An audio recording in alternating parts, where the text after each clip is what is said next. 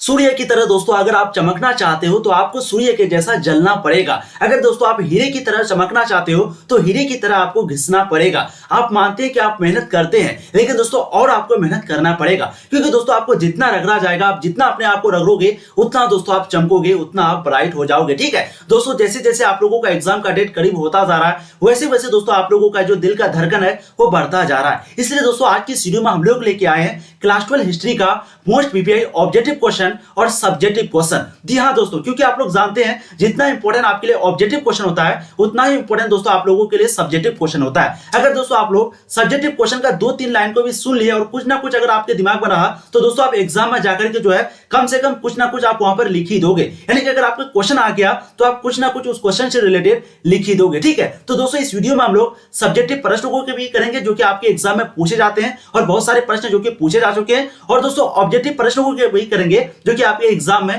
कई बार पूछे जा चुके हैं। आप दोस्तों यहाँ पर एक एक प्रश्न को देखिए, ये प्रश्न दोस्तों आपके एग्जाम में कई बार पूछे जा चुके हैं और कई बार तो पूछे गए हैं। और इस बार जो 2022 का मॉडल पेपर जारी हुआ है उसमें से भी दोस्तों बहुत सारे प्रश्न जो है आपको यहाँ पर मिलेंगे। तो प्लीज आप लोग वीडियो को एंड तक देखिएगा, तभी जो है ये सारी चीजें आपके दिमाग में आएंगी। और दोस्तों एक बार प्लीज एक भी क्वेश्चन अगर आपसे नहीं बने तो प्लीज इसको स्क्रीनशॉट लेंगे और तुरंत वीडियो खत्म होने के बाद रिवीजन करेंगे, तभी दोस्तों ये क्वेश्चन जो आपके दिमाग में रहेगा, अन्यथा आप सारे प्रश्न को भूल जाएंगे। ठीक है, तो प्लीज आप लोग एक बात को गांठ बांध लेना। ठीक है, देखिए फर्स्ट प्रश्न आपके स्क्रीन पर, गुप्त शासन का जो आरंभ है वो कब हुआ था? बिल्कुल दोस्तों, इसके आपके राइट आंसर हो जाएंगे वो है 320 ईस्वी में। अगर आपको क्वेश्चन पूछेगा कि गुप्त शासन का जो आरंभ है वो किसने किया था, तो आपको जो राइट आंसर लगाना है वो है श्रीगुप्त। ध्यान रखिएगा। देखिए, तो अगर क्वेश्चन पूछे कि गुप्त शासक का आरंभ किसने किया था, श्रीगुप्त ने किया था। और चंद्रगुप्त प्रथम जो है वो गुप्त साम्राज्य की स्थापना किया था। कब किए थे? 320 में किए थे। इसका जो दोस्तों शासन काल था, यानी कि चंद्रगुप्त प्रथम का जो शासन काल था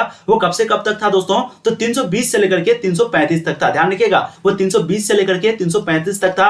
ये क्वेश्चन आपको पूछा गया है, ये चीज आप लोग को ध्यान रखना। और गुप्त शासन का जो आरंभ है वो भी आपके जो है 320 में हो गया था। ये दोनों चीज को आपको ध्यान रखना है। देखिए अगला प्रश्न दोस्तों, क्वेश्चन नंबर 2, समुद्रगुप्त शासक जो है वो किस ईस्वी में बना था? देखिए दोस्तों, गुप्त वंश का जो दूसरा शासक था वो कौन था? वो आपका था दोस्तों सम्राट समुद्रगुप्त, जिसको भारत का नेपोलियन बोला जाता है। ठीक है, और ये कब से कब तक था? तो ये भी क्वेश्चन आपको पूछा जाता है। बिल्कुल इसके राइट आंसर हो जाएंगे वो है दोस्तों 335 ईस्वी को। यानी कि समुद्रगुप्त जो है वो 335 को शासक बना था। और कब से कब तक ये राज किया था दोस्तों? ये जो है 335 से लेकर के 380 तक। तो ध्यान रखिएगा, इसीलिए दोस्तों इसको भारत का नेपोलियन बोला जाता है, क्योंकि भारत में इन्होंने लगभग हर जगह को विजय किया था, हर जगह को जीता था। ठीक है, तो पहला जो आपका शासक था वो कौन था? चंद्रगुप्त प्रथम था, जो कि 320 से लेकर के 335 तक 320 से लेकर के 335 तक शासन किया था। वहीं पे अगर हम लोग दूसरा शासक की बात करेंगे तो वो आपका था समुद्रगुप्त, और वो जो है 335 से लेकर के 380 तक शासन किया था। और इसकी जो स्थापना है, यानी कि गुप्त शासन की जो स्थापना है वो श्रीगुप्त ने किया था, और चंद्रगुप्त मौर्य ने प्रथम साम्राज्य की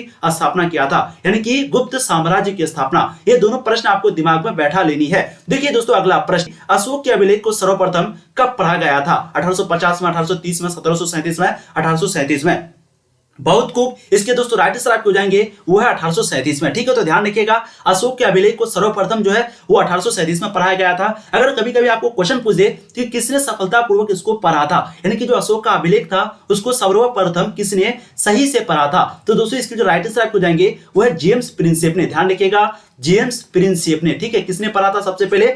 जेम्स प्रिंसेप ने। तो अशोक के जो अभिलेख है उसको सर्वप्रथम कब पढ़ा गया? 1837 में। किसने पढ़ा था? जेम्स प्रिंसेप ने पढ़ा था। दोस्तों जो भी वीडियो को लाइक नहीं किए प्लीज एक लाइक कर देंगे दोस्तों। एक एक लाइक से बहुत ही ज्यादा हम लोग भी मोटिवेट होते हैं। हम लोगों को लगता है कि आपको सच में पढ़ा रहे हैं, वो लाइक से ही पता चलता है। और प्यारा सा आप लोग कमेंट जरूर करेंगे कि आज की जो सेशन है वो आपको कैसा लगा। देखिए अगला प्रश्न, क्वेश्चन नंबर 4, बिंदुसार जो है वो किस वंश का शासक था?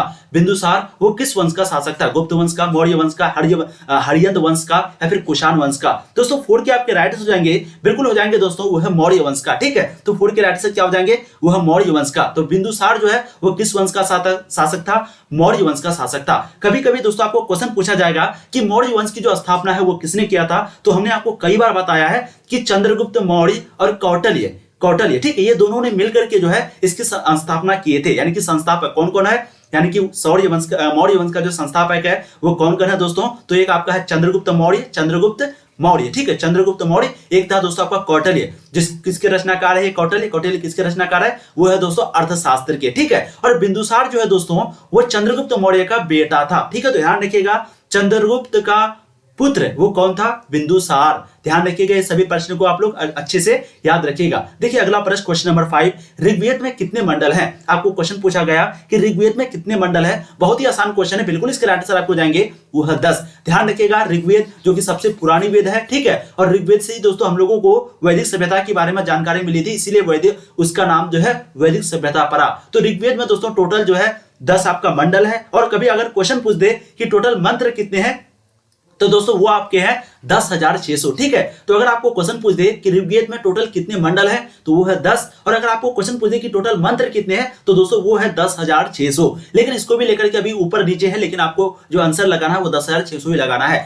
देखिए अगला प्रश्न, क्वेश्चन नंबर 6, 6ठी शताब्दी ईसा पूर्व में कितने महाजनपदों की चर्चा है? देखिए क्वेश्चन काफी इंपॉर्टेंट है, आप लोग फटाफट आंसर देंगे कि 6ठी शताब्दी ईसा पूर्व में कितने महाजनपदों की चर्चा है। बहुत ही आसान और इंपॉर्टेंट क्वेश्चन है, बिल्कुल इसके राइट आंसर आएंगे दोस्तों वो है 16। तो 6 के राइट आंसर आपके ऑप्शन डी हो जाएंगे, ठीक है। देखिए अगला प्रश्न, क्वेश्चन नंबर 7, भारत का प्रथम नगरीय सभ्यता थी। देखिए भारत का यहाँ पर पूछ रहा है, आपको कंफ्यूजन नहीं होना, भारत देख करके आपको डरना नहीं है, ठीक है दोस्तों। भारत का जो प्रथम नगरीय सभ्यता थी वो बिल्कुल आपके हो जाएंगे हड़प्पा सभ्यता। तो अगर आपको क्वेश्चन पूछे कि भारत का प्रथम शहरीय या फिर नगरीय कौन सी सभ्यता थी, वो थी दोस्तों हड़प्पा। और अगर आपको पूछे प्रथम ग्रामीण सभ्यता, तो दोस्तों वो आपकी थी वैदिक सभ्यता, ठीक है। बहुत लोग यहाँ पर उत्तर दोनों लगाएंगे, जो कि बिल्कुल गलत है, क्योंकि हम लोग जानते हैं हड़प्पा सभ्यता जो है वो नगरीय सभ्यता थी और वैदिक सभ्यता जो है वो ग्रामीण सभ्यता थी, ठीक है। देखिए अगला प्रश्न, क्वेश्चन नंबर 8, हड़प्पा स्थल का उत्खनन कब आरंभ हुआ था? ध्यान रखिएगा दोस्तों, इस वीडियो में हम लोग सब्जेक्टिव प्रश्न को भी करेंगे, इसलिए आप लोगों को वीडियो को एंड तक जरूर देखना है।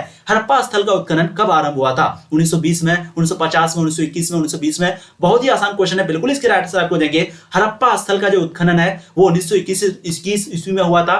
किसके द्वारा किया गया था? तो दोस्तों दयाराम साहनी के द्वारा किया गया था। तो ध्यान रखिएगा, दयाराम साहनी के द्वारा हड़प्पा स्थल का उत्खनन हुआ था 1921 ईस्वी में हुआ था। कभी कभी आपको क्वेश्चन पूछा जाता है, जैसे कि आपको मालूम है मोहनजोदड़ो का उत्खनन कब हुआ था? तो बिल्कुल 1922 में। किसके द्वारा? रखलदास बनर्जी यानी कि आरडी बनर्जी। देखिए अगला प्रश्न, क्वेश्चन नंबर 9, निम्नलिखित में से किसे विष्णु का अवतार माना जाता है? निम्नलिखित में से किसे विष्णु का अवतार माना जाता है? बिल्कुल इसके राइट आंसर आपके हो जाएंगे दोस्तों वो है गौतम बुद्ध को, ठीक है। तो गौतम बुद्ध को जो है विष्णु का क्या माना जाता है? अवतार माना जाता है, इसलिए इसको बोला जाता है बुद्ध अवतार। क्या बोला जाता है? बुद्ध अवतार। तो ध्यान रखिएगा, गौतम बुद्ध को जो है विष्णु का अवतार माना जाता है और बोला जाता है बुद्ध अवतार। अब देखिए दोस्तों अगला प्रश्न, क्वेश्चन नंबर 10, मगध महाजनपद की राजधानी थी। हम लोग जानते हैं मगध महाजनपद की राजधानी क्या थी? राजगृह, वैशाली, चंपा, मथुरा। हमने आपको ये क्वेश्चन कई बार करवाया, बहुत ही आसान क्वेश्चन है, बिल्कुल इसके राइट आंसर आपको जाएंगे दोस्तों वो राजगृह, ठीक है। तो मगध की अगर राजधानी की बात करें तो वो क्या हो जाएंगे दोस्तों? वो आपके हो जाएंगे राजगृह। देखिए अगला प्रश्न, क्वेश्चन नंबर 11, पुरंदर के नाम से कौन जाना जाता है? विष्णु, राम, वरुण, इंद्र। एक बार दोस्तों जमकर के अपने सारे दोस्तों को शेयर कर देंगे, ताकि वो भी जो है क्लास का सही से फायदा उठा पाए, ताकि दोस्तों उसको भी एक एक जानकारी मिले, ठीक है। पुरंदर के नाम से कौन जाना जाता है? इसके दोस्तों राइट आंसर की बात करें तो बिल्कुल आपके हो जाएंगे वो है इंद्र। तो पुरंदर के जो नाम, पुरंदर के नाम से, पोरबंदर जो है वो गांधी जी का मतलब जगह था जहां पर उसका जन्म हुआ था,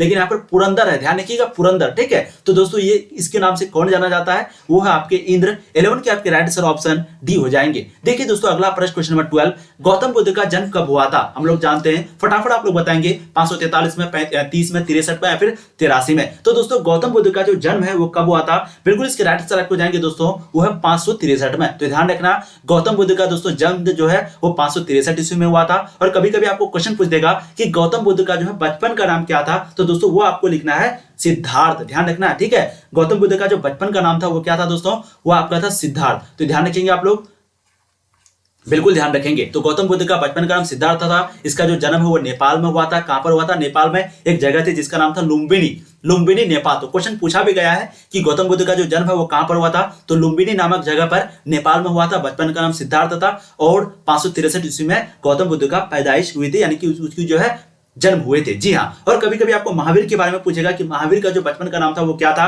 तो दोस्तों वो बिल्कुल था वर्धमान। क्या नाम था? वर्धमान। देखिए अगला प्रश्न, क्वेश्चन नंबर 13, सिकंदर कहाँ का शासक था? फ्रांस का, मिस्र का, इराक का, मकदूनिया का। हमने आपको कई बार बताया कि सिकंदर का जो दोस्तों दूसरा नाम था वो था अलेक्जेंडर द ग्रेट। क्या नाम था? Alexander the great. ये जो है सिकंदर का नाम था, ठीक है। और सिकंदर कहाँ का शासक था? तो बिल्कुल आपके राइट आंसर आएंगे क्वेश्चन नंबर 13 का, वो है दोस्तों आपका मकदूनिया का। ऑप्शन आपके डी करेक्ट आंसर हो जाएंगे, ठीक है। तो सिकंदर जो है वो मकदूनिया का शासक था। देखिए अगला प्रश्न, क्वेश्चन नंबर 14, किस ग्रंथ में आदम से लेकर अकबर के काल तक का इतिहास मिलता है? आखिर वो कौन सा ग्रंथ है जहां पर अकबर से लेकर के किसका, सॉरी, आदम से लेकर के अकबर का जो है इतिहास मिलता है। बाबरनामा, अकबरनामा, जहांगीरनामा या फिर उक्त में से सभी।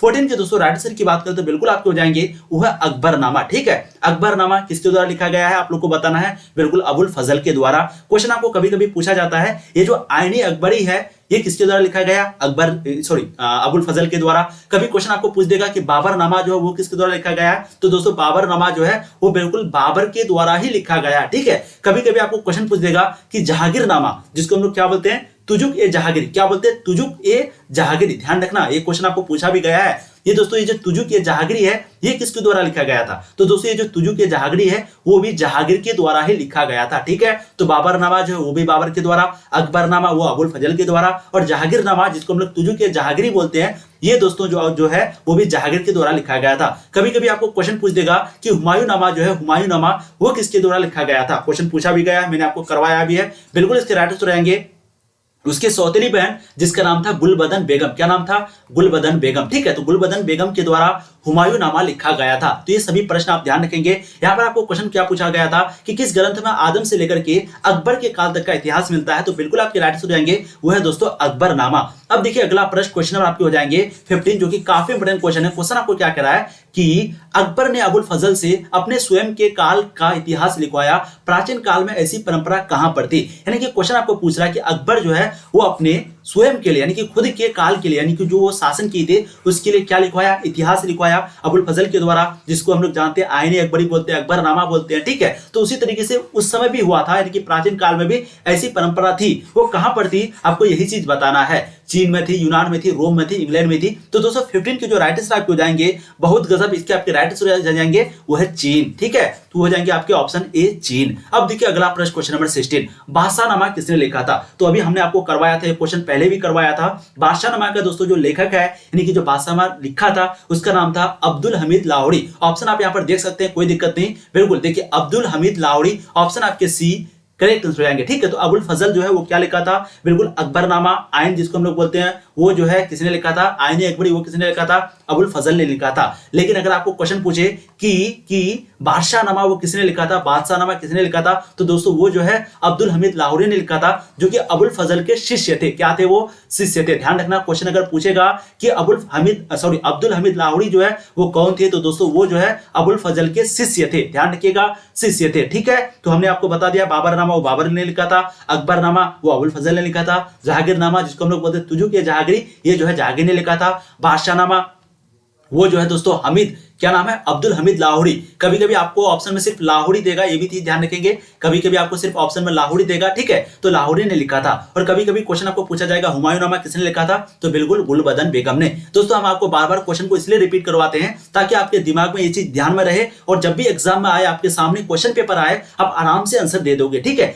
यूं आपको दोस्तों अभी समझना है कि ये आपका टेस्ट हो रहा है और आप फटाफट सभी का आंसर दे रहे हो। तो प्लीज आप लोग एक एक करके प्रश्न का आंसर दीजिए। एक एक प्रश्न दोस्तों काफी इंपॉर्टेंट है आपके लिए। देखिए अगला प्रश्न, क्वेश्चन नंबर 17, फतेहपुर सिकरी को राजधानी किसने बनाया, अकबर ने, जहांगीर ने, शाहजहां ने, बाबर ने। तो क्वेश्चन पूछा जा रहा है कि फतेहपुर सिकरी को जो राजधानी है वो किसने बनाया। बहुत ही आसान क्वेश्चन है दोस्तों, बिल्कुल वो है अकबर ने। ठीक है, तो फतेहपुर सिकरी को जो राजधानी है वो अकबर ने बनाया था। अकबर जो कि तंबाकू का शुरुआत किए थे, अकबर जिन्होंने दीन इलाही का शुरुआत किया, अकबर जिन्होंने तीर्थ यात्रा कर समाप्त किया। कब किया था, हमने आपको बताया था 1563 में। कब किया था, 1563 में। देखिए अगला प्रश्न, क्वेश्चन नंबर 18, दरबार में अभिवादन का तरीका निम्न में से कौन सा था। आपको पता है दरबार में अभिवादन का, जैसे कि हम लोग सैनिक का सैल्यूट करके ये करते हैं, कोई हाथ दे के प्रणाम करता है, कोई हाथ मिला करके आदाब करता, सलाम करता है, उस तरीके से। ठीक है, तो दरबार में जो अभिवादन का जो तरीका था वो निम्न में से दोस्तों कौन सा था, कौन सी दरबार, बिल्कुल यहाँ पर मुगल साम्राज्य की बात हो रही है। 18 के दोस्तों आपके राइट आंसर जाएंगे बहुत ही गजब, इसके आपके राइट आंसर क्या हो जाएंगे, वो है उक्त में से सभी।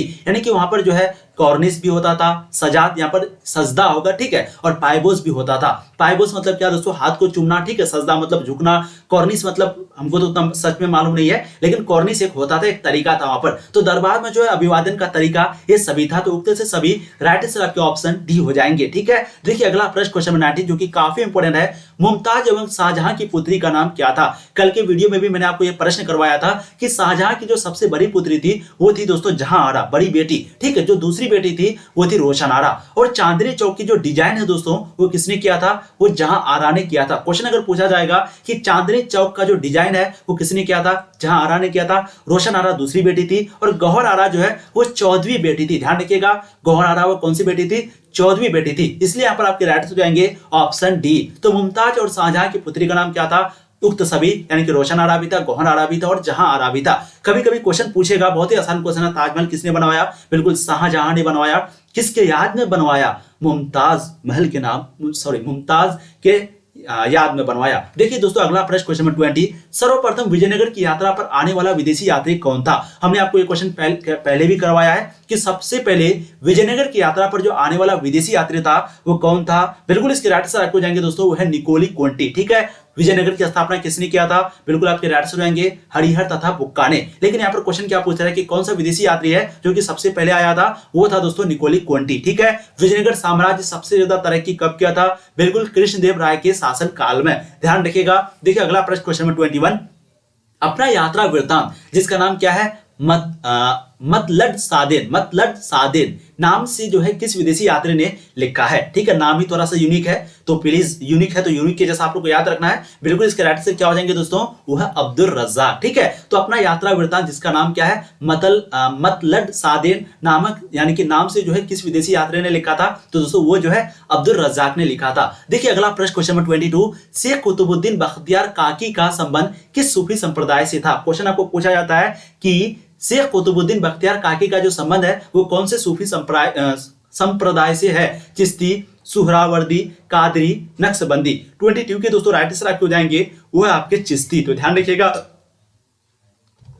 ध्यान रखिएगा, शेख कुतुबुद्दीन बख्तियार काकी का जो संबंध है दोस्तों वो कौन से सूफी संप्रदाय से है? तो वो जो है आपका चिश्ती संप्रदाय से है। 22 का राइट आंसर आपके ऑप्शन ए हो जाएंगे। अच्छा एक बात बताइए, आप लोगों को जो इतना एक्सप्लेनेशन करते हैं, यानी कि एक एक क्वेश्चन में जो 3-4 हम क्वेश्चन बताते हैं, तो ये तरीका सही है कि नहीं? क्योंकि दोस्तों मैं चाहता हूं कि कम से कम आपको 40 क्वेश्चन 50 क्वेश्चन तो करवाता हूं, लेकिन 50 क्वेश्चन में कम से कम आपका 150-200 क्वेश्चन सॉल्व हो जाए। ताकि क्या होता है, जैसे कि अगर हम एक क्वेश्चन यहाँ पर लिए कि एक क्वेश्चन, जैसे कि मैं आपके लिए क्वेश्चन लिए कि भारतीय अध्ययन संबंधी बाधाओं का वर्णन किस विदेशी यात्री ने किया। अब यहाँ पर हमने अगर सबके बारे में बता दें कि भाई अल-बुरूनी के ऊपर जो है किताबुल हिंद लिखा गया, और इब्न बतूता जो है यात्रा वृत्तांत जिसका नाम है रेहला, और फ्रांसवा बर्नियर जो कि फ्रांस का था, इब्न बतूता जो कि मोरक्को का था। इस तरीके से दोस्तों अगर आपको बताएंगे तो आपके दिमाग में थोड़ा सा रहेगा भी और कहीं ना कहीं आपका रिवीजन हो जाएगा सुन करके, ठीक है। तो इसलिए मैं सोचता हूं कि प्लीज आपको एक एक प्रश्न में कम से कम 3-4 प्रश्न को दूं, ठीक है। और दोस्तों इस वीडियो में हम लोग सब्जेक्टिव प्रश्न भी करेंगे, तो जो स्टूडेंट वीडियो को छोड़ रहे हैं प्लीज यहां पर देख लीजिए, सब्जेक्टिव क्वेश्चन है जो कि बहुत इंपॉर्टेंट है। सिर्फ ऑब्जेक्टिव से काम नहीं चलेगा दादा, ठीक है, आपको सब्जेक्टिव भी करना पड़ेगा। दोस्तों फिर से मैं बता रहा हूं, अगर हीरे की तरह आप चमकना चाहते हैं तो आपको हीरे की तरह रगड़ना भी पड़ेगा, खींचना भी पड़ेगा, ठीक है। जितना आप गर्म में तपोगे उतना आप चमकोगे। अगर सूर्य की तरह आप चमकना चाहते हैं तो सूर्य की तरह आपको क्या करना पड़ेगा? बिल्कुल जलना भी पड़ेगा। अगर दोस्तों आपने मान लिया तो आपकी हार होगी, अगर आपने ठान लिया तो दोस्तों आपकी जीत होगी। ये चीज को भूलना नहीं है, ये चीज को समझना है। छोटी छोटी बातें हैं जो कि हम लोगों को समझनी चाहिए। देखिए अगला प्रश्न, क्वेश्चन नंबर 23, ख्वाजा मुइनुद्दीन चिश्ती की अजमेर स्थित दरगाह पर सर्वप्रथम कौन सा सुल्तान गया था? बलबन गया था, मोहम्मद बिन तुगलक गया था, अलाउद्दीन खिलजी गया था, अकबर गया था। 23 के दोस्तों आपके राइट हो जाएंगे, बहुत ही गजब। बिल्कुल इसके राइट से आपके क्या हो जाएंगे दोस्तों? वो है मोहम्मद बिन तुगलक, ठीक है। तो ख्वाजा मुइनुद्दीन चिश्ती की जो अजमेर स्थित दरगाह है, सबसे पहला तो यही क्वेश्चन पूछेगा कि ये जो ख्वाजा मुइनुद्दीन चिश्ती है वो कहां पर है? तो वो अजमेर में है, ठीक है। सबसे पहले कौन सा सुल्तान गया था? तो दोस्तों वो जो है मोहम्मद बिन तुगलक गया था। राइट आंसर आपके ऑप्शन बी हो जाएंगे। देखिए अगला प्रश्न, क्वेश्चन नंबर 24, शंकराचार्य का मत है। क्वेश्चन आपको पूछा गया है, पहले भी पूछा गया है कि शंकराचार्य का जो मत है वो क्या है? द्वैतवाद है, अद्वैतवाद है, मतभेद है, या फिर द्वैतवाद है?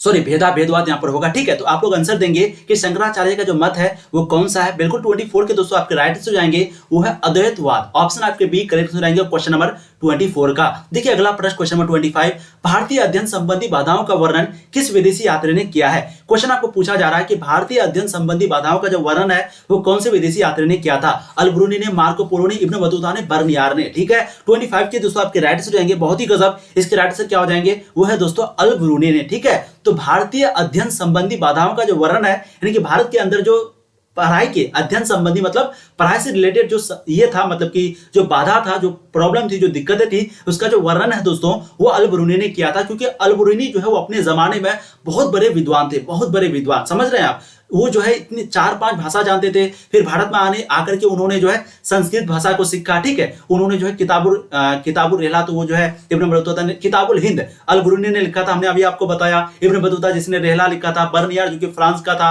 ये सभी क्वेश्चन आपको पूछा जाता है, बहुत ही आसान क्वेश्चन होता है, ठीक है। लाहौर में 12 वर्षीय बालिका को जबरदस्ती सती बनाए जाने की मामूलिक घटना का आंखों देखा हाल किस विदेशी यात्री ने बताया? सती बनाए मतलब आपको पता है सती प्रथा थी, पहले सती प्रथा थी, आपको मालूम है, यानी कि अगर पति की मृत्यु हो जाए तो पत्नी की भी, यानी कि पत्नी को भी मरना पड़ता था, यूं कहें तो, ठीक है। तो यहाँ पर क्वेश्चन पूछा है कि लाहौर में एक बच्ची थी, एक वर्ष, 12 वर्ष सिर्फ उसकी एज थी, कितनी? 12 वर्ष। उसको जबरदस्ती जो है सती बनाए जाने के लिए, यानी कि उसको जबरदस्ती कहा था कि आपके पति मर गए, आपको भी वह मरना पड़ेगा। उसी का दोस्तों घटनाओं का जो आंखों देखा हाल है वो कौन से विदेशी यात्री ने बताया था? आंखों देखा हाल, उसके सामने में ये चीज हुई थी। बिल्कुल इसके आपके राइट आंसर जाएंगे वो है दोस्तों बर्नियर ने, फ्रांसवा बर्नियर ने। ध्यान रखिएगा, फ्रांसवा बर्नियर जो व्यक्ति था दोस्तों वो फ्रांस का था, और ये जो है हमेशा भारत का जो कंपैरिजन है वो यूरोप कंट्री से करता था, ठीक है। देखिए अगला प्रश्न, क्वेश्चन नंबर 27, अमला किसके द्वारा भेजा गया अधिकारी होता था? ये जो अमला है वो किसके द्वारा भेजा गया अधिकारी होता था? दीवान के द्वारा, जमींदार के द्वारा, कोतवाल के द्वारा, मनसबदार के द्वारा? बिल्कुल इसके राइट आंसर आपको जाएंगे दोस्तों वो है जमींदार के द्वारा, ठीक है। तो अमला जो है वो जमींदार के द्वारा भेजा गया अधिकारी था। देखिए अगला प्रश्न, question number 28, English east India company को कब बंगाल की दीवानी प्राप्त हुई? क्वेश्चन आपको पूछा जा रहा है कि इंग्लिश ईस्ट इंडिया कंपनी की शुरुआत कब हुई थी? आपको फटाफट बोलना है। बिल्कुल 1600 ईस्वी में हुई थी। भारत में सबसे पहली फैक्ट्री जो कि अंग्रेजों द्वारा शुरू की गई थी वो कब की गई थी? वो दोस्तों आपका 1608 में की गई थी। कहां पर की गई थी? वो की गई थी दोस्तों सूरत में, क्योंकि गुजरात का एक शहर है सूरत, ठीक है। क्वेश्चन आपको यहाँ पर क्या पूछ रहा था कि इंग्लिश ईस्ट इंडिया कंपनी को कब बंगाल की दीवानी प्राप्त हुई थी? 1764 में, 65 में, 77 में, 1805 में? इसकी दोस्तों राइट आंसर आपको जाएंगे वो है 1765 में। क्या हो जाएगा? 1765 में। देखिए अगला प्रश्न, क्वेश्चन नंबर 29, झांसी की रानी लक्ष्मीबाई की मृत्यु कब हुई थी? क्वेश्चन आपको यहाँ पर पूछा जा रहा है कि झांसी की रानी लक्ष्मीबाई की जो मृत्यु है वो कब हुई थी? जून 1858 में, मई 1857 में, जून 1856 में, या फिर जुलाई 1860 में? बिल्कुल दोस्तों 29 की जो आपके राइट आंसर जाएंगे वो है मई 1857 में। ऑप्शन आपके बी राइट आंसर जाएंगे क्वेश्चन नंबर 29 का, ठीक है। तो झांसी की रानी लक्ष्मीबाई जो है उसकी मृत्यु हुई मई 1857 में हुई थी। देखिए अगला प्रश्न, क्वेश्चन नंबर 30, जो कि काफी इंपोर्टेंट क्वेश्चन है। क्वेश्चन आपको यहाँ पर क्या कह रहा है कि बंबई में विश्वविद्यालय की स्थापना कब की गई थी? अच्छा, एक क्वेश्चन और यहाँ पर पूछा गया है कि 1857 ईस्वी के विद्रोह में किन गोपनीय संकेतों का प्रयोग किया गया था? क्वेश्चन देखिए काफी इंपोर्टेंट है। सॉरी 1 सेकेंड, देखिए क्वेश्चन जो है आपका गलत है यहाँ पर, ठीक है। आंसर जो है मैंने गलत दिया है यहाँ पर, ठीक है। देखिए आंसर क्या होगा, झांसी की रानी लक्ष्मीबाई की जो मृत्यु है दोस्तों उसके बारे में क्वेश्चन पूछा जाए कि झांसी की रानी लक्ष्मीबाई की जो मृत्यु है वो कब हुई थी, तो दोस्तों वो जो है जून 1858 को हुई थी, ठीक है। राइट आंसर क्या हो जाएंगे आपके ए, ऑप्शन आपके ए। अगर कभी कभी आपको डेट पूछ देगा कि डेट क्या है तो दोस्तों आपको लगाना है 18 जून। ध्यान रखिएगा 18 जून। 1 सेकेंड, चलिए, हाँ 18 जून 1858 ईस्वी को रानी लक्ष्मीबाई की, यानी कि झांसी की रानी जिसका नाम क्या था लक्ष्मीबाई, उसकी मृत्यु हुई थी। कब? 18 जून 1858 को। अब यहाँ पर देखिए क्वेश्चन यहाँ पर था कि 1857 ईस्वी के विद्रोह में किन गोपनीय संकेतों का प्रयोग किया गया था? देखिए इसका तो मुझे करेक्ट आंसर एक्चुअली आंसर पता नहीं है, लेकिन मुझे लगता है दोस्तों कि वो आपका बी चपाती और कमल का फूल हो जाएगा राइट आंसर। लेकिन किसी को भी अगर आप लोग को पता तो प्लीज आप लोग कमेंट करेंगे टेलीग्राम पे या फिर यहाँ फिर कमेंट कर दे, ताकि मैं नेक्स्ट वीडियो में उसको बता दूंगा, ठीक है। अब देखिए अगला प्रश्न जो कि काफी इंपोर्टेंट है, बंबई में विश्वविद्यालय की स्थापना कब की गई थी? क्वेश्चन काफी इंपोर्टेंट है। 1833 में, 1840 में, 1857 में, 1833 में। तो क्वेश्चन यहाँ पर देखिए दोनों जगह आपका 33 है, लेकिन आपको घबराना नहीं है दोस्तों। बंबई में जो विश्वविद्यालय की स्थापना की गई थी उसके जो राइट आंसर आपको जाएंगे वो है 18 जुलाई 1857 को, यानी कि आपका ऑप्शन सी राइट आंसर हो जाएगा, ठीक है। कब हुआ था? 18 जुलाई को 1857 को। तो ध्यान रखिएगा अगर आपको क्वेश्चन पूछे कि बंबई में विश्वविद्यालय की स्थापना कब की गई थी तो दोस्तों वो जो है 18 जुलाई 1857 ईस्वी को की गई थी। देखिए अगला प्रश्न, क्वेश्चन नंबर 31, भारत में रेल सबसे पहले सर्वप्रथम किस गवर्नर ने चलाया था?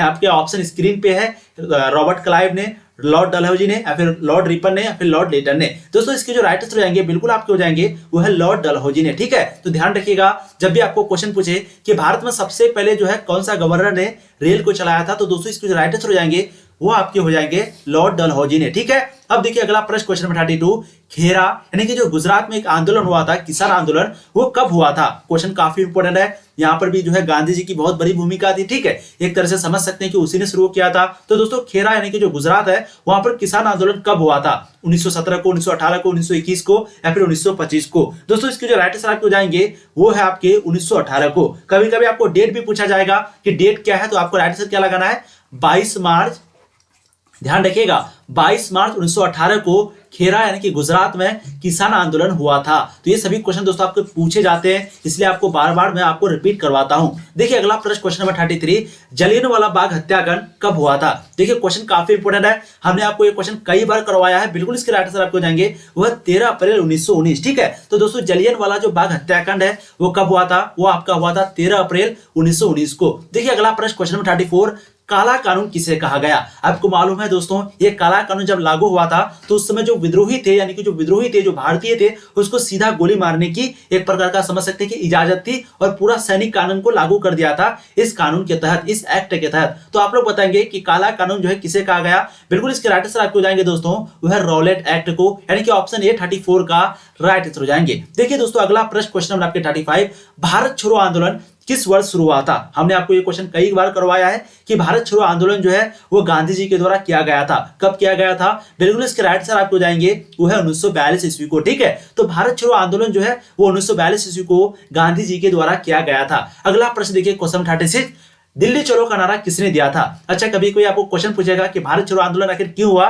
तो दोस्तों आपको मालूम होना चाहिए, यानी कि जब आपका एक डेट था 1937 को, 1937 में जितने भी गवर्नर थे भारत के 8 गवर्नर, उन्होंने जो है इस्तीफा दे दिया। जब उन्होंने दोस्तों इस्तीफा क्यों दिया? क्योंकि वो अंग्रेजों से कहा कि देखिए हम आपके दूसरी विश्व युद्ध में साथ देंगे, जो दूसरा विश्व यानी कि जो सेकंड वर्ल्ड वॉर चल रहा था उसमें हम आपको साथ देंगे, बस आप हमारा देश को आजाद कर दीजिए। लेकिन अंग्रेज जो है इस बात को नहीं माना दोस्तों। उसी के समय, क्योंकि आपको मालूम है 1939 में जो आपके द्वितीय विश्व युद्ध शुरू हुआ था और ये बात गांधी जी ने अंग्रेजों से कहा, लेकिन अंग्रेज नहीं माना, तो फिर दोस्तों गांधी जी ने 1942 में भारत छोड़ो आंदोलन की शुरुआत कर दी थी। अब अगला प्रश्न देखिए, दिल्ली चलो का नारा किसने दिया था? हमने आपको कई बार करवाया, ये प्रश्न आपको पूछे भी जाते हैं। दिल्ली चलो का नारा दोस्तों किसने दिया था? बिल्कुल इसके राइट आंसर आपको जाएंगे वह सुभाष चंद्र बोस ने। ठीक है, तो ध्यान रखिएगा दिल्ली चलो का जो नारा है वो सुभाष चंद्र बोस ने दिया था। अगला प्रश्न देखिए दोस्तों, क्वेश्चन नंबर 37, बारदोली में किसान आंदोलन कब हुआ था? बारदोली में किसान आंदोलन कब हुआ था? 1920 में, 1917 में, 1928 में, 1942 में? ये भी क्वेश्चन दोस्तों आपको कई बार पूछे जा चुके हैं, बहुत ही आसान और इंपॉर्टेंट क्वेश्चन है। बिल्कुल इसके राइट आंसर आपको जाएंगे वो है 1928 में। ठीक है, तो बारदोली में जो किसान आंदोलन है दोस्तों वो आपके 1928 में हुआ था। ये सभी प्रश्न आपको ध्यान रखना है, आपके एग्जाम में पूछे जाते हैं। देखिए अगला प्रश्न, क्वेश्चन नंबर 38, भारत गणतंत्र दिवस कब मनाता है? हम लोग जानते हैं, हम लोग गणतंत्र दिवस कब मनाते हैं? जब हमारा संविधान लागू हुआ था। कब हुआ था? 26 जनवरी 1950 को। तो ध्यान रखिएगा 26 जनवरी 1950 को हमारा संविधान लागू हुआ और उसी दिन हम लोग गणतंत्र दिवस के रूप में बनाते हैं, जिसको हम लोग बोलते हैं रिपब्लिक डे, यानी कि 26 जनवरी जिसको हम लोग बोलते हैं। ठीक है, तो भारत जो है गणतंत्र दिवस कब मनाता है? 26 जनवरी को मनाता है। आपको मालूम होना चाहिए दोस्तों, टोटल जो भारत का संविधान बनाने में कितना समय लगा? 2 साल 11 महीने 18 दिन। ये क्वेश्चन आपको कई बार पूछे जा चुके हैं, इसलिए आप लोग जरूर ध्यान रखिएगा। ठीक है, और इस पर सिग्नेचर कब हुआ था? तो हम लोग ये भी जानते हैं कि 24 जनवरी 1950 को इस पर जो है सिग्नेचर हुआ था। 24 जनवरी 1950 को। कब अंकगणित किया गया? तो हमने आपको ये भी कई बार करवाया है कि 26 नवंबर को 1949 को 26 नवंबर 1949 को अंकगणित किया गया था, यानी कि लिख करके कंप्लीट कर दिया गया था, और हस्ताक्षर 24 जनवरी को और लागू जो है वो 26 जनवरी को। इसलिए हम लोग उस दिन गणतंत्र दिवस मनाते हैं। देखिए अगला प्रश्न, क्वेश्चन 39, संविधान सभा के प्रारूप समिति के अध्यक्ष कौन थे? हमने आपको कई बार करवाया। अगर आपको क्वेश्चन पूछे कि प्रारूप समिति कौन थे, तो बिल्कुल आपके जो राइट आंसर है वो आपके हो जाएंगे दोस्तों भीमराव अंबेडकर। क्या हो जाएंगे आपके? भीमराव अंबेडकर। ये जो है प्रारूप समिति थे। अगर आपको कहीं पे भी क्वेश्चन में ये प्रारूप समिति ये वर्ड अगर मिल गया, ये शब्द अगर मिल गया, तो आपको डायरेक्ट बिना आंख बंद करके लगा देना है कि भीमराव अंबेडकर। लेकिन अगर आपको क्वेश्चन पूछे कि संविधान सभा के अध्यक्ष कौन थे, तब दोस्तों वहां पर आपको जो राइट आंसर लगाना है वो है डॉक्टर राजेंद्र प्रसाद। ठीक है, अब दोस्तों हम लोग चलते हैं सब्जेक्टिव क्वेश्चन की ओर। ये सभी प्रश्न का दोस्तों फटाफट आंसर देना है, यानी कि यूं सोचना है और आप आंसर मिलाएंगे मेरे साथ साथ। ठीक है, देखिए पहला क्वेश्चन आपके स्क्रीन पर आ चुका है। आप सबसे पहले क्वेश्चन को देखिए कि हड़प्पा सभ्यता का जो उत्पत्ति काल निर्धारण है वो क्या है? महाभारत साहित्य स्रोत पर टिप्पणी करें। तीसरा क्वेश्चन आपका गांधार कला से क्या समझते हैं? चौथा क्वेश्चन आपका मनसबदारी व्यवस्था की मुख्य विशेषताओं का वर्णन करें, जो कि आपका वीवीआई क्वेश्चन है। ये भी आपका वीवीआई क्वेश्चन है। ठीक है, और एक प्रश्न है आपका कि पीर और मुरीद इसमें क्या अंतर है? एक पीर और एक मुरीद। एक और क्वेश्चन है दोस्तों जो कि वीवीआई क्वेश्चन आपका, विजयनगर की जल आवश्यकताओं को किस प्रकार पूरा किया जाता था। हम लोग तो ये जानते हैं कि जो आपका मोहनजोदड़ो है यानी कि जो हड़प्पा सभ्यता है वहां पर जल को कैसे पूर्ति की जाती थी जल की, वो हम लोग जानते हैं। लेकिन यहाँ पर आपको विजयनगर साम्राज्य का पूछ रहा है, उसके बारे में अभी जवाब देंगे। ठीक है, तीसरा 7वां प्रश्न आपका रॉलेट एक्ट पर संक्षिप्त टिप्पणी लिखे, यानी कि जो हम लोगों ने रॉलेट एक्ट के बारे में पढ़ा, काला कानून के बारे में पढ़ा, ठीक है, उसके बारे में एक संक्षिप्त टिप्पणी यानी कि शॉर्ट नोट लिखने के लिए कह रहा है। देखिए अगला प्रश्न, भारत का संविधान 26 जनवरी 1950 को क्यों लागू किया गया? देखिए काफी इंपोर्टेंट प्रश्न है। ये तो हम लोग जानते हैं कि 26 जनवरी 1950 को लागू हुआ, लेकिन क्यों हुआ? ब्रिटिश शासन की भू राजस्व व्यवस्था का वर्णन करें। वो जो टैक्स लेता था, जो भू राजस्व होता था, एक प्रकार का टैक्स प्रणाली सिस्टम जो होता था, उसकी दोस्तों व्यवस्था क्या थी, उसके बारे में वर्णन करें। और तात्या टोपे कौन थे? तो प्लीज इन सभी प्रश्न का एक एक करके हम लोग आंसर जानेंगे। आप लोग बस मेरी बात को ध्यान से सुनिएगा और प्लीज चैटिंग वुटिंग इधर का नहीं कीजिएगा, बस मेरी बात को आप ध्यान से सुनिए, क्योंकि दोस्तों जितना इंपॉर्टेंट आपके लिए ऑब्जेक्टिव प्रश्न है उतना ही सब्जेक्टिव प्रश्न है। ठीक है, अब देखिए यहाँ पर सबसे फर्स्ट क्वेश्चन आपका था कि हड़प्पा सभ्यता का उत्पत्ति काल निर्धारित करें। उत्पत्ति काल हम लोग जानते हैं कब से कब तक है दोस्तों। आपको अगर सही आंसर देना है एनसीईआरटी के अनुसार तो वो आपका है 2600 से लेकर के 1900 तक। तो ध्यान रखिएगा, जब भी आपको क्वेश्चन पूछे कि हड़प्पा सभ्यता कब से कब तक थी तो 2600 से लेकर के 1900 तक। लेकिन अगर गूगल के अनुसार जाएंगे तो अलग अलग है। ठीक है, अब देखिए हड़प्पा सभ्यता की उत्पत्ति संबंधी कालक्रम के बारे में अनेक अवधारणाएं हैं जो कि निम्नलिखित है। सबसे पहला अगर हम लोग मार्टिन व्हीलर के अनुसार देखेंगे, किसके अनुसार? मार्टिन व्हीलर, इसके अगर अनुसार देखेंगे दोस्तों तो इसका जो काल निर्धारण है वो 2500 से लेकर के 1500 ईसा पूर्व तक माना जाता है। ठीक है, और वहीं पे अगर हम लोग आधुनिक अनुसंधानों के आधार पर देखेंगे तो इस सभ्यता के 3 चरण माने जाते हैं। सबसे पहला आपका है आरंभिक चरण जिसको 3500, दूसरा है दोस्तों द्वितीय चरण जिसको हम लोग 2600 से लेकर के 1900 ईसा पूर्व बोलते हैं, और तीसरा है अंतिम चरण जिसको हम लोग 1900 से लेकर के 1200 ईसा पूर्व बोलते हैं। ठीक है, तो ये किसका हो गया? आधुनिक अनुसंधानों के आधार पर हो गया। तीसरा प्रश्न आपका, कुछ विद्वान इसका कालक्रम 3250 से लेकर के 2750 ईस्वी तक मानते हैं। ठीक है, अब देखिए चौथा जो है आपका पॉइंट वो है रेडियो कार्बन 14। रेडियो कार्बन 14 के बारे में आपको पूछा जाता है कि ये रेडियो कार्बन 14 क्या है, ये विधि क्या है। ठीक है, तो दोस्तों इससे जो है डेट निकाला जाता है। आप लोगों ने 10th क्लास में जरूर पढ़ा होगा, C12 होता है, C13 होता है, C14 होता है। ठीक है, ये क्या होता है दोस्तों? ये कार्बन का अपर रूप होता है, यानी कि C13, C14, C12। ठीक है दोस्तों, C14 से जो है एक प्रकार का यूं समझे तो डेट पता लगाया जा सकता है, यानी कि अगर आपको सही मायने में बताएं तो ये पिछले 1000 साल तक का पता लगाया जा सकता है। किसके द्वारा? कार्बन के द्वारा, कार्बन 14 के द्वारा। ठीक है, ये जो रेडियो कार्बन C14 है इसी के आधार पर इसका काल 2500 से लेकर के 1750 ईसा पूर्व के आसपास माना जाता है। तो ये आपका फर्स्ट प्रश्न का आंसर हो गया जो कि था हड़प्पा सभ्यता की उत्पत्ति काल निर्धारित करें। अब देखिए दूसरा प्रश्न क्या था? महाभारत साहित्यिक स्रोत पर टिप्पणी करें। महाभारत जो कि संस्कृत भाषा में लिखी गई थी, इसके लेखक के क्या नाम है, इसके बारे में थोड़ा बहुत आपको लिख देना, बस आपको मार्क्स अच्छे खासे एग्जामिनर जो है दे देगा। देखिए महाभारत इतिहास लेखन में महत्वपूर्ण साहित्य स्रोत माना जाता है। इनमें 18 अध्याय है, हमने आपको कई बार बताया महाभारत में टोटल 18 अध्याय है। इसमें दोस्तों टोटल 180 प्रक्रम है। इसमें इतिहास लेखन से संबंधित अनेक तथ्य प्राप्त होते हैं। इतिहास लेखन से संबंधित अनेक तथ्य, अनेक जानकारी मिलते हैं। इस ग्रंथ की मूल कथा वस्तु कुरु कबीला के कौरवों एवं पांडवों के बीच हुआ भीषण युद्ध भी है, यानी कि इस ग्रंथ में मूल कथा वस्तु कुरु कबीला हो गया जिसमें कौरवों और पांडवों के बीच का जो भीषण युद्ध है उसके बारे में भी दिया गया है। अनेक राजवंशों का इतिहास भी महाभारत में मिलता है। कौरव वंश हो गया, पांडव वंश हो गया, कृष्ण बलराम हो गया, द्रौपदी हो गया, युधिष्ठिर हो गया, ये सभी के बारे में, वंश एवं पात्रों के बारे में विस्तृत विवरण यानी कि विख्यात रूप से बिल्कुल पूरे तरीके से दोस्तों यहाँ पर दिया गया है। इस रूप में यह साहित्यिक स्रोत के रूप में है। ठीक है, तो अगर आपको क्वेश्चन पूछा जाए महाभारत साहित्यिक स्रोत है, उस पर टिप्पणी करें, उस पर संक्षिप्त में लिखे, शॉर्ट नोट लिखे, तो आपको यही लिखना है। अब देखिए तीसरा प्रश्न जो कि था गंधार कला से आप क्या समझते हैं? गंधार कला एक ऐसी कला है जिसके अंतर्गत पहली बार युद्ध और बोधिस्व की मानाकार मूर्तियां बनाई गई थी। इन्हें सफेद और काले रंग के पत्थर से विभिन्न मुद्राओं में बनाया गया है। इनमें बाल के अलंकरण पर विशेष ध्यान दिया गया है। ठीक है, अब देखिए दोस्तों चौथा प्रश्न जो कि आपका था कि मनसबदारी व्यवस्था जो कि VVI था, मैंने आपको कहा था। ठीक है, तो मनसबदारी व्यवस्था की मुख्य विशेषताओं का वर्णन करें। चलिए अब हम लोग समझते हैं कि मनसबदारी व्यवस्था क्या होता है, इसके बारे में संक्षिप्त में यानी कि शॉर्ट में हम लोग लिखते हैं। देखिए मनसबदारी व्यवस्था की शुरुआत दोस्तों अकबर के काल में हुई थी। ध्यान रखिएगा, मनसबदारी व्यवस्था की जो शुरुआत है वो किसके काल में? अकबर के काल में हुई थी, जो कि दशमलव प्रणाली पर आधारित था। मनसबदार को 2 पद जीत एवं जात एवं सवार प्रदान किए जाते थे। मनसबदार जात और सवार पर आधारित है। मनसबदारी व्यवस्था मुगल सेना का प्रमुख आधार थी। उसने मुगल साम्राज्य के लिए विस्तार एवं सुव्यवस्था में महत्वपूर्ण भूमिका निभाई। अकबर की मृत्यु के उपरांत उसके उत्तराधिकारियों ने इस व्यवस्था में थोड़ा बहुत परिवर्तन, थोड़ा बहुत बदलाव किया और इसे जारी रखा। ठीक है, तो मनसबदारी व्यवस्था जो किसके काल में शुरुआत हुई थी? अकबर के काल में। ये जो है दशमलव प्रणाली पर आधारित था। ठीक है, ये चीज को ध्यान रखिएगा। और मनसबदार को जो है दो, यानी कि दो पद थे वहां पर, एक जाट और एक सवार, ये जो है प्रदान किए गए थे। अब देखिए दोस्तों अगला प्रश्न जो कि क्वेश्चन नंबर 5 था आपका कि पीर और मुरीद पर अंतर स्पष्ट बताइए। यानी कि एक पीर है आपका, एक है मुरीद, इसमें आखिर अंतर क्या है, डिफरेंस क्या है, इसको हम लोग समझते हैं। देखिए सूफी संतों को भारत में पीर, ध्यान दीजिएगा, सूफी संतों को भारत में पीर तथा विदेशों में शेख के नाम से संबोधित किया गया है। अगर हम लोग भारत में बोलेंगे तो उसको क्या बोलेंगे? पीर बोलेंगे, और वहीं पे विदेशों में उसको शेख बोला जाता है। ठीक है, सभी संतों ने गुरु की महत्ता को सर्वोच्च स्थान दिया था। मुगल काल में पीर को श्रद्धा की दृष्टि से देखा जाता था।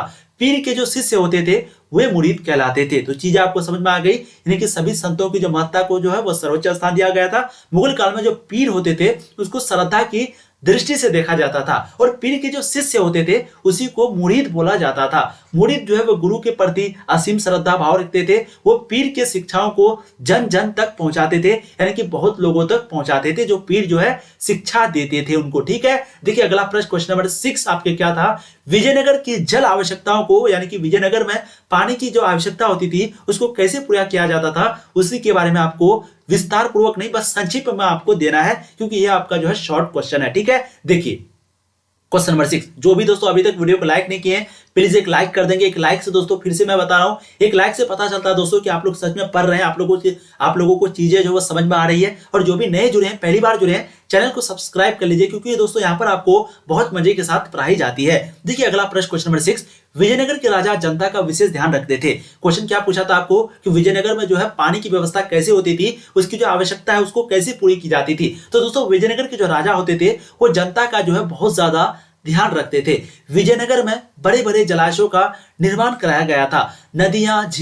नदियों और झीलों में बांध बनवाए गए थे।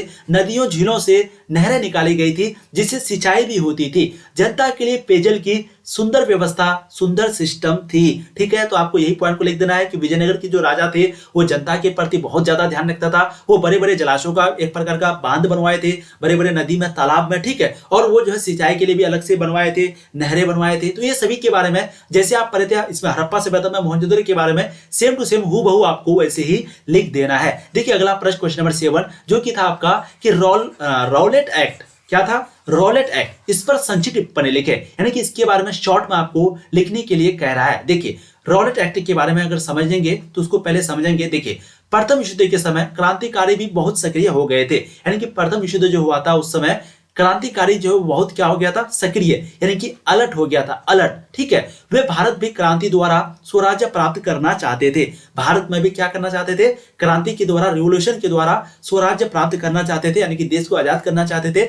भारत में बढ़ रही आतंकवादी या आतंकवादी लिखा हुआ, ठीक है, तो भारत में बढ़ रही आतंकवादी गतिविधियों पर रोक लगाने के उद्देश्य से अंग्रेजी सरकार ने न्यायाधीश सर सिहनी रॉलेट की अध्यक्षता में, किसकी अध्यक्षता में?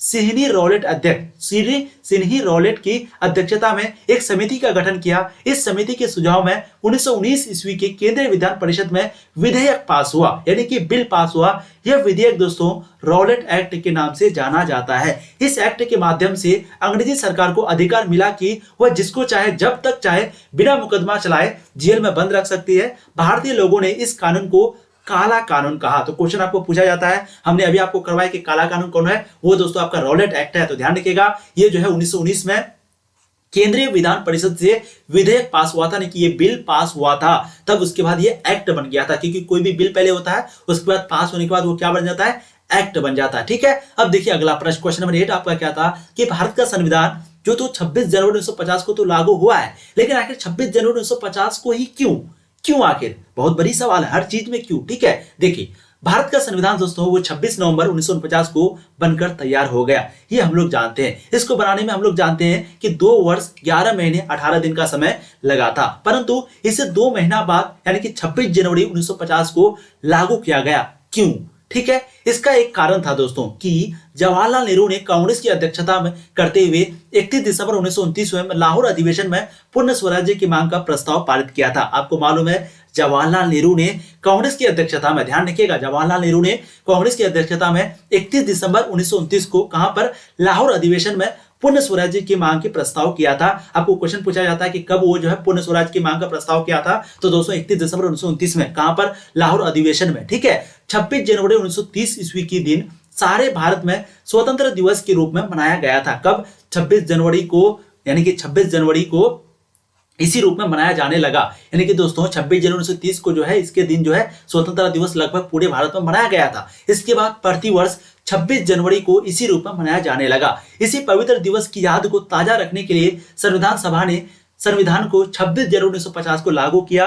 देश के स्वतंत्र भारत के प्रथम राष्ट्रपति डॉक्टर राजेंद्र प्रसाद बने। तो ध्यान रखिएगा, ये तो क्वेश्चन आपको पता है कि सबसे पहले जो राष्ट्रपति जो थे वो डॉक्टर राजेंद्र प्रसाद थे, और पहले प्रधानमंत्री जो जवाहरलाल नेहरू थे, आप लोग जानते हैं। और क्यों कहा गया, आपको आंसर पता चल गया, क्योंकि दोस्तों जो जवाहरलाल नेहरू थे वो 31 दिसंबर 1929 में लाहौर अधिवेशन की प्रस्तावित किया, और इसी के बाद 26 जनवरी 1930 को इसी के दिन जो है पूरे भारत ने स्वतंत्रता दिवस जो है मना लिया। एक तरीके से आप समझेंगे, ठीक है। तो इसी दिन को बनाए रखने के लिए कि चलिए ये तो आजादी नहीं मिली पूर्ण रूप से, लेकिन कहीं ना कहीं ये भी एक आजादी है, तो हम लोग इस दिन को भी मनाएंगे। इसलिए दोस्तों उसी दिन यानी कि 26 जनवरी को ही इस संविधान को लागू किया गया। अब देखिए दोस्तों अगला प्रश्न, क्वेश्चन आपके 9, ब्रिटिश शासन की भू राजस्व व्यवस्था का वर्णन कीजिए। देखिए क्वेश्चन काफी इंपॉर्टेंट है। मैं थोड़ा सा थक चुका हूं, इसलिए आप लोगों को लग रहा होगा अटक रहा हूं, बट कोई बात नहीं, जब तक आप लोग हैं तब तक मैं हूं, ठीक है। देखिए ब्रिटिश शासन की भू राजस्व व्यवस्था 3 प्रकार की थी। आपको क्वेश्चन क्या पूछा कि ब्रिटिश शासन की जो भू राजस्व व्यवस्था है उसके बारे में बताएं, ठीक है, उसके बारे में विवरण दें, संक्षिप्त में बताएं। देखिए ब्रिटिश का जो भू राजस्व व्यवस्था था, जो सिस्टम था, वहां पर 3 प्रकार था। सबसे पहला आपका अस्थायी बंदोबस्त, दूसरा रैयतवाड़ी, तीसरा आपका है महालवाड़ी, ठीक है। पहला दोस्तों आपका अस्थायी बंदोबस्त, जो कि लॉर्ड कॉर्नवालिस ने 1793 ईस्वी में बंगाल में अस्थायी बंदोबस्त आरंभ किया था। आपको यहाँ पर एक क्वेश्चन पूछा जाता है कि आखिर अस्थायी बंदोबस्त किसने शुरू किया था, तो बिल्कुल लॉर्ड कॉर्नवालिस ने किया था। हमने आपको कई बार करवाया है, कब किया था, 1793 ईस्वी में किया था, बंगाल में ये किया था। ध्यान रखिएगा, अस्थायी बंदोबस्त कहां पर लागू किया गया था, बंगाल में। कब, 1793 में, किसके द्वारा, लॉर्ड कॉर्नवालिस के द्वारा, ठीक है। इसके अंतर्गत लगान जो है वो हमेशा के लिए निश्चित कर दिया गया था, यानी कि फिक्स कर दिया गया था। ये नहीं कि आपका उपजाऊ ज्यादा है या फिर नहीं है तो ज्यादा ले लिया, कम ले लिया, ये नहीं, इसके द्वारा क्या कर दिया था, फिक्स कर दिया था। इसी के लिए इसका नाम क्या पड़ा, अस्थाई, ठीक है। लगान एकत्र करने वाले को जमींदार बना दिया गया था, और इसके तहत जो लगान को जो जमा करने वाला था उसको कौन था, वो जमींदार के द्वारा ही जमा किया जाता था। तो वो जो जमींदार है वो फिर बाद में आकर के इसको देते थे, यानी कि जो उस समय अंग्रेज के राजा होते थे। देखिए दूसरा पॉइंट आपका है रैयतवाड़ी। रैयतवाड़ी के बारे में आपको पूछा गया है, ठीक है। मद्रास और बंबई में ये जो है आपका स्थायी बंदोबस्त वो कहां पर, बंगाल में, ठीक है। और वहीं पर रैयतवाड़ी कहां पर, मद्रास और बंबई प्रेसिडेंसियों में रैयतवाड़ी बंदोबस्त को शुरू किया गया था। यह कंपनी और रैयत का मतलब मैंने आपको बताया था किसान, एक आपका मुजारियन हो गया, एक रैयत हो गया, एक आपका कृषक हो गया, एक आपका किसान हो गया, और एक नाम आपको मैंने बताया था, जी हाँ, आसामी, ठीक है। तो ध्यान रखिएगा ये सभी नाम जो है वो किसान के मैंने आपको बहुत अच्छे से बताया था, ठीक है। एक रैयत हो गया, एक किसान हो गया, एक आसामी हो गया, और एक आपका एक रैयत, एक किसान, एक मुजारियन और एक आसामी, ठीक है। और एक आपका जो है कृषक और एक किसान, तो आप जानते हैं ये सभी जो है 5 नाम है टोटल किसान के। तो दोस्तों ये कंपनी और रैयत यानी कि किसान के मध्य लगान संबंधी सीधा इकरारनामा था, और समय समय पर लगान बढ़ाया जा सकता था, ठीक है। ये आपका फिक्स था, यानी अस्थाई इसका नाम ही है, तो ये फिक्स है। और ये कहां पर था, बंगाल में, किसके द्वारा किया गया था, लॉर्ड कॉर्नवालिस। और दूसरा जो है वो रैयतवाड़ी, वो कहां पर था दोस्तों, मद्रास और बंबई में, ठीक है। ये रैयतवाड़ी बंदोबस्त शुरू किया गया था। ध्यान रखिएगा ये सभी प्रश्न आपको पूछे जाते हैं। तीसरा प्रश्न आपका महलवाड़ी। इसके अंतर्गत दोस्तों लगान का जो समझौता है वो कंपनी और गांव या महल के मध्य हुआ था। ये उत्तर और मध्य भारत में लागू हुआ था। तो ये कहां पर, उत्तर और मध्य भारत में। बेसिकली यहाँ पर क्वेश्चन यही बनता है। सबसे पहले तो क्वेश्चन आपको ये पूछा कि ब्रिटिश शासन की जो भू राजस्व व्यवस्था है उसका वर्णन कीजिए। तो टोटल 3 था, एक अस्थाई जो कि एक प्रकार का फिक्स था, एक रैयतवाड़ी, एक आपका महलवाड़ी। ये हमेशा बदलते रहता था। ये जो है किसके बीच लागू हुआ था, ये दोस्तों उत्तर और मध्य भारत में। और रैयतवाड़ी वो आपके मद्रास और बंबई में, और अस्थाई जो है वो कहां पर लागू हुआ था, बंगाल में। किसके द्वारा, लॉर्ड कॉर्नवालिस के द्वारा। ध्यान रखिएगा कब, 1793 में। अब देखिए दोस्तों अगला प्रश्न जो कि आपका क्वेश्चन नंबर 10 था, जो कि लास्ट क्वेश्चन आपका, तात्या टोपे कौन थे। आपको क्वेश्चन पूछा जा रहा है तात्या टोपे के बारे में, ठीक है। बहुत ही इंपॉर्टेंट क्वेश्चन है, हमने आपको ये करवाया भी है। देखिए यहां पर ध्यान से देखिए, तात्या टोपे जो है वो नाना साहेब के विश्वसनीय सेवक और पक्के देशभक्त थे। ध्यान रखिएगा आपको क्वेश्चन पूछा जाता है आपको एक क्वेश्चन पूछा जाता है कि जो कि मैंने कई बार आपको बताया, ठीक है, कि 1857 ईस्वी की जो क्रांति है वो जो है नाना साहेब और एक तात्या टोपे ने कहां पर किया था। यानी कि 1857 की क्रांति का जो नेतृत्व है वो नाना साहेब और तात्या टोपे वो कहां पर किया था। तो दोस्तों इसके राइट आंसर आपको क्या लगाना है, बिल्कुल आप लोग बताएंगे, क्योंकि मैंने आपको कई बार करवाया, ठीक है, ये क्वेश्चन मैंने आपको दोस्तों कई बार करवाया है। जी हाँ, बिल्कुल आपके राइट आंसर क्या हो जाएंगे, कानपुर में। तो क्वेश्चन अगर पूछा जाए कि कानपुर में जो है 1857 की क्रांति का जो नेतृत्व वो किसने किया था, तो नाना साहेब ने और तात्या टोपे ने। और कभी कभी आपको लखनऊ के बारे में पूछ देगा तो बिल्कुल बेगम हजरत महल, और दिल्ली के बारे में पूछ देगा तो आपको क्या लगाना, बहादुर शाह जफर द्वितीय। ठीक है, तो क्वेश्चन यहाँ पर क्या पूछा था कि तात्या टोपे कौन थे। तो तात्या टोपे दोस्तों वो नाना साहेब के विश्वसनीय सेवक और पक्के देशभक्त थे। उन्होंने गोरिल्ला सेना के बल पर अंग्रेजों के दांत खट्टे कर दिए थे। किसके बल पर, गोरिल्ला सेना के बल पर। ठीक है, कैंपबेल में अंग्रेजों से हारने के बाद भी ग्वालियर में अंग्रेजों के विरुद्ध रानी लक्ष्मीबाई का साथ दिया। झांसी की रानी लक्ष्मीबाई की मृत्यु के पश्चात वे अंग्रेजों के द्वारा पकड़ लिए गए और उन्हें फांसी दे दी गई। तो बहुत ही बड़ी दुग्ध कहानी थी ये भी, आप लोग को जरूर ये कहानी सुननी चाहिए, क्योंकि दोस्तों जितने भी हमारे इतिहास में जितने भी लोग जान दिए हैं, अपने जान को गवाए हैं, उसकी कहानी दोस्तों बहुत ही रोचक है। तो प्लीज आप लोग जरूर उन सभी की कहानी को सुनेंगे, बहुत ही मजा आएगा। तो दोस्तों आज की वीडियो में हम लोगों ने सभी इंपॉर्टेंट ऑब्जेक्टिव को किया, बहुत ही इंपॉर्टेंट ऑब्जेक्टिव को भी करवाया और सब्जेक्टिव को भी करवाया। तो प्लीज आप लोग वीडियो को अगर लाइक नहीं किए तो एक बार लाइक कर देंगे, जम करके अपने सारे दोस्तों को शेयर कर देंगे, ताकि दोस्तों वो भी इस क्लास का आनंद उठा पाए। और एक बात आप लोगों से हम्बल रिक्वेस्ट है, प्लीज अगर चैनल पे पहली बार आए तो वीडियो को लाइक के साथ साथ सब्सक्राइब भी कीजिए चैनल को, क्योंकि दोस्तों यहाँ पर आपको पूर्ण तरीके से आर्ट्स की तैयारी कराई जाती है। ठीक है दोस्तों, मेहनत आप इतनी खामोशी से करो कि आपकी जो सफलता है वो शोर मचा दे। एक ट्वीट बनता है कि दोस्तों जो आपकी नींद है, बहुत सारे बच्चे बोलते हैं कि सर वो जो है नींद आती है, ठंड है, गर्मी वगैरह, कुछ से कुछ बहाना। ये बहाना है नहीं, ये सच है। लेकिन मेहनत दोस्तों, ये जो है एक मेहनत ऐसी चीज है, वो एपीजे अब्दुल कलाम का एक ट्वीट है कि सपने वो नहीं जो नींद के बाद यानी कि सोने के बाद आती है, सपने तो वो है जो कि नींद को आने ही ना देती हो। ठीक है, तो देखिए बहुत ही इंपॉर्टेंट पॉइंट क्विट है, आपको बस समझना पड़ेगा, ये सभी पॉइंट को समझना पड़ेगा। और जितने भी ऑब्जेक्टिव सब्जेक्टिव प्रश्न अभी हम आपको करवाते हैं, इसको आप कीजिए दोस्तों, आपकी तैयारी जो है बहुत अच्छी है और अच्छी हो जाएगी। ठीक है, तो प्लीज आप लोग रोज क्लास में जुड़ा कीजिए। 7 बजे भी आपकी एक क्लास है, 10 से 10 मिनट के बाद, उस क्लास में भी आपको जुड़ना है और जम करके वीडियो को शेयर कर दीजिए। 7 बजे आपकी पॉलिटिकल साइंस की क्लास है, फिर आपकी 8:30 बजे भी क्लास है, उस क्लास में भी जुड़ना है। Thank you so